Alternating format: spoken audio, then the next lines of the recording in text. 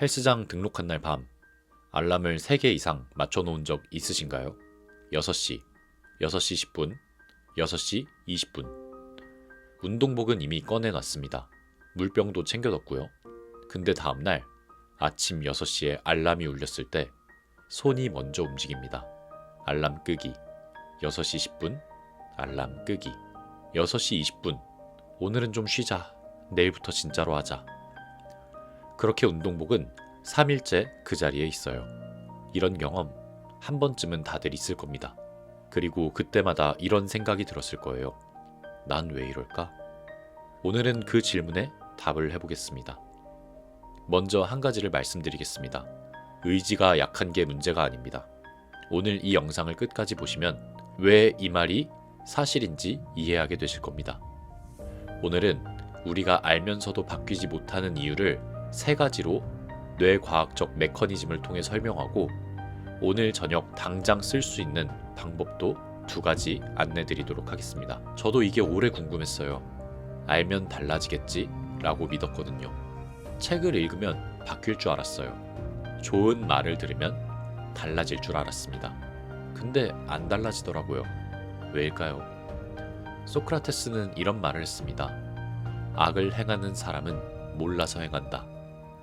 알면 선을 행한다는 거예요. 그런데 우리는 알면서도 나쁜 선택을 합니다. 운동해야 한다는 걸 알면서도 눕고 일찍 자야 한다는 걸 알면서도 스마트폰을 들여다봅니다. 철학자들은 이 현상에 이름을 붙였습니다. 아크라시아, 그리스어로 의지의 나약함이라는 뜻이에요. 2400년 전 개념입니다. 그때도 인간은 알면서도 못 바꿨어요. 지금도 우리가 똑같이 겪고 있고요. 그렇다면 이건 인간의 숙명일까요? 아닙니다. 최근 뇌과학은 이것을 다르게 봅니다. 의지의 문제가 아니라 회로의 문제라고요. 생각해보면 이상하지 않나요? 의지가 부족한 사람이 이렇게 많을 수가 없어요. 작심삼일은 일부 사람의 이야기가 아니라 거의 모든 사람의 이야기니까요. 이게 개인의 나약함이라면 왜 이렇게 보편적일까요? 뇌 구조가 원래 그렇게 되어 있기 때문입니다. 이해가 되면 스스로를 탓하는 걸 멈추게 됩니다. 그리고 그때부터 실제로 무언가 달라지기 시작해요.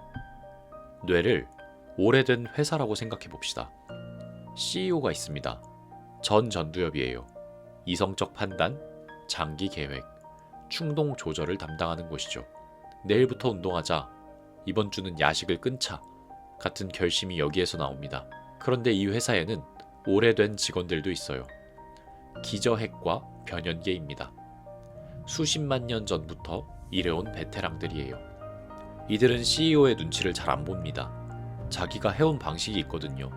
CEO가 새 방침을 내립니다. 이제부터 매일 아침 운동합시다. 오래된 직원들의 반응은요? 그냥 원래 하던 대로 하는 게 더 빠르잖아요, 부장님. 이게 우리 뇌 안에서 매일 벌어지는 일입니다. 오래된 직원들이 버티는 방식이 딱 3가지가 있어요. 첫 번째입니다. 습관 회로의 자동화예요. MIT 앤 그레이빌 연구팀이 쥐를 대상으로 한 실험이 있습니다.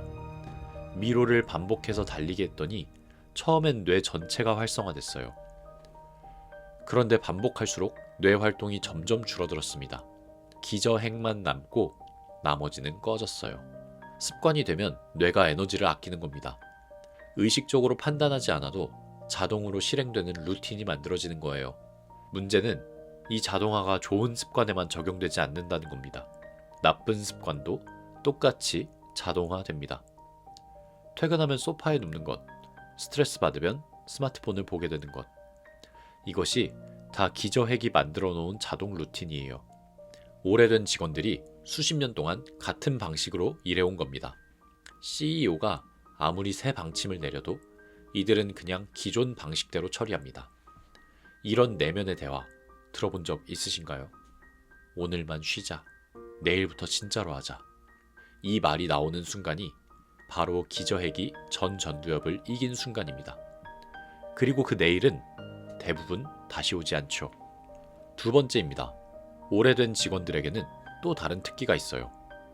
먼 미래보다 지금 당장 눈앞의 보상에 훨씬 더 강하게 반응하는 겁니다. 행동 경제학에서는 이걸 쌍곡 할인이라고 부릅니다. 2017년 노벨 경제학상을 받은 리차드 탈러가 체계화한 개념입니다.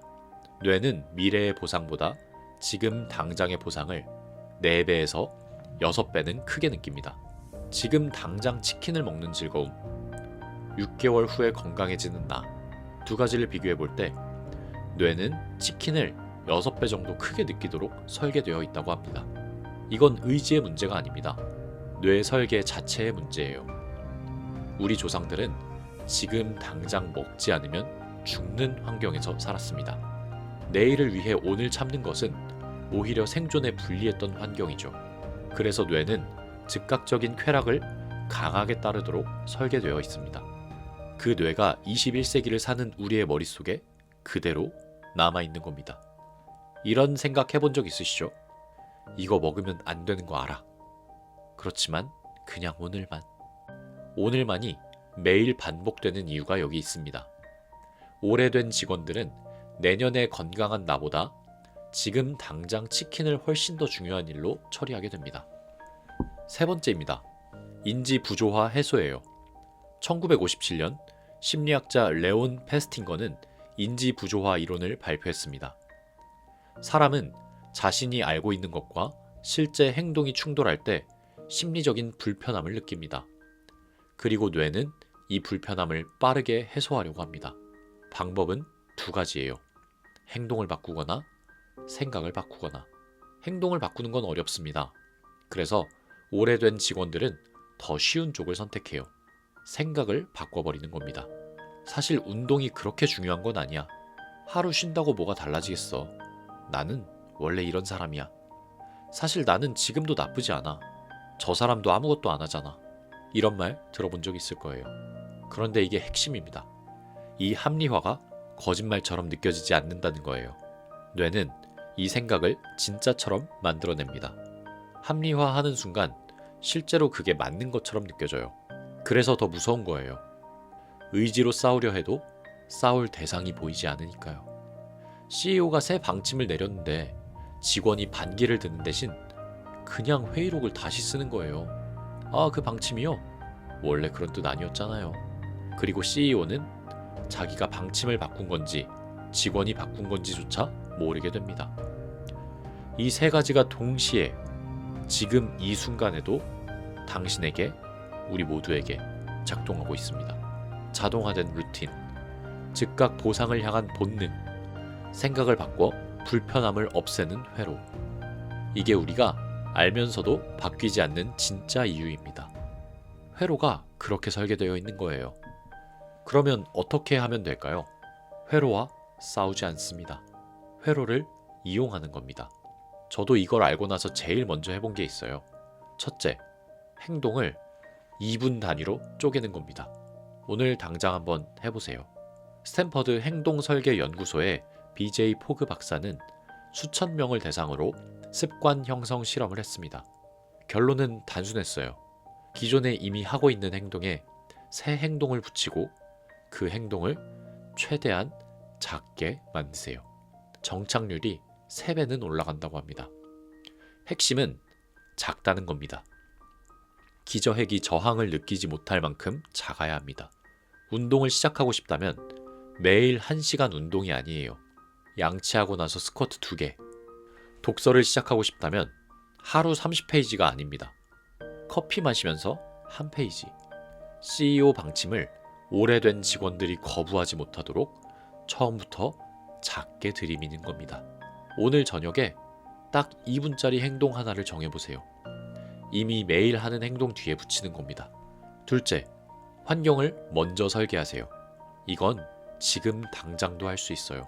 의지보다 설계가 훨씬 강합니다. 노스웨스턴대 연구에서 스마트폰을 침대 밖에 두는 것만으로도 수면 시간이 평균 47분 늘어났습니다. 결심을 바꾼 게 아니에요. 환경을 바꿨을 뿐입니다. 뇌는 눈 앞에 있는 것에 반응합니다. 도파민 회로는 자극이 눈에 보일 때 켜집니다. 보이지 않으면 켜지지 않아요. 이게 사실 세 번째 메커니즘, 인지 부조화와도 연결이 됩니다. 합리화는 보통 자극이 눈 앞에 있을 때 시작됩니다. 배달 앱이 화면에 있으니까 오늘만이라는 말이 나오는 겁니다. 앱이 없으면 그 생각 자체가 덜 떠올라요. 환경을 바꾸면 합리화할 기회 자체를 줄일 수 있습니다. 치킨을 먹지 않으려면 배달 앱을 두 번째 폴더 안으로 옮겨야 됩니다. 운동을 하려면 운동화를 현관 앞에 두어야 합니다.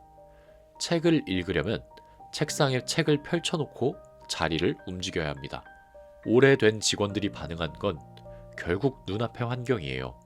환경을 바꾸면 직원들의 행동이 바뀝니다. 지금 당장 방해 요소 하나를 물리적으로 치워보십시오. 수백만 년 동안 진화로 만들어진 회로를 상대로 혼자 맨손으로 싸우고 있던 거예요. 그게 당연했습니다. 이길 수 없는 싸움을 하면서 스스로를 탓하고 있던 거예요. 이제 싸우지 않아도 됩니다. 회로를 이해하면 회로를 이용할 수 있어요. 저도 아직 계속해서 실험 중입니다. 같이 찾아갑시다. 여러분은 어떤 습관에서 이 패턴을 가장 많이 느끼시나요? 댓글에 남겨주시면 다음 영상 주제를 만드는데 참고할 수 있도록 하겠습니다. 고맙습니다.